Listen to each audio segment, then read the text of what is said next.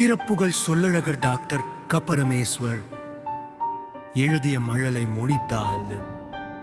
மழலை மொழி பாடல் ஒன்று, எங்கள் வீட்டு பூனை ஒன்று.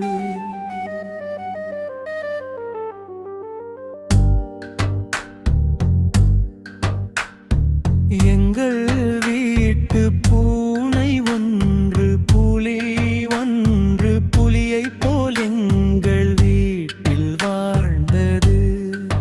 பானை சுரண்டும் எலிகளை விரட்டி அடித்து கொன்றது. எங்கள் வீட்டு பூனையை தெருநாய் வம்பு இழுத்தது.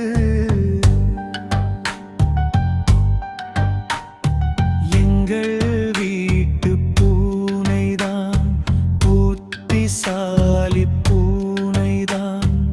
தெருநாய் கண்ட பூனையும் வருத்த முற்று பயந்தது. மறுநாள் காலை பூனைதான் பெருத்து வருவே என்றது.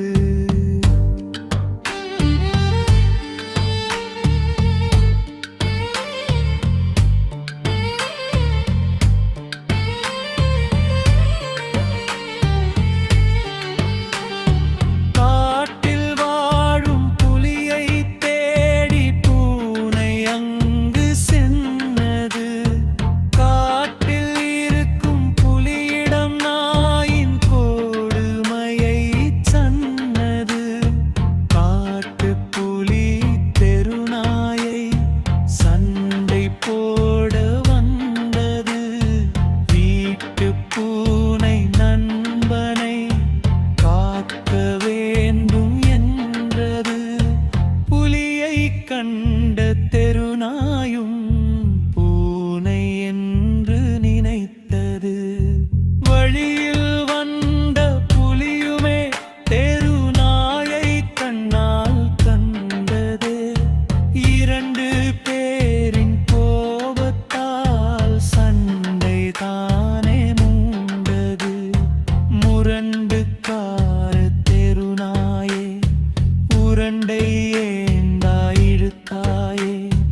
வலிமை கொண்ட புலியினால் நாயின் மண்டை உருண்டதே.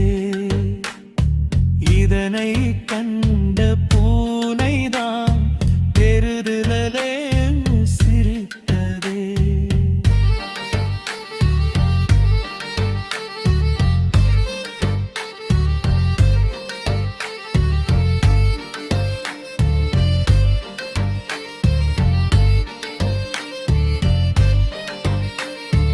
மோதல் கொண்ட புலியுமே விடை கோட்டச் சென்றது.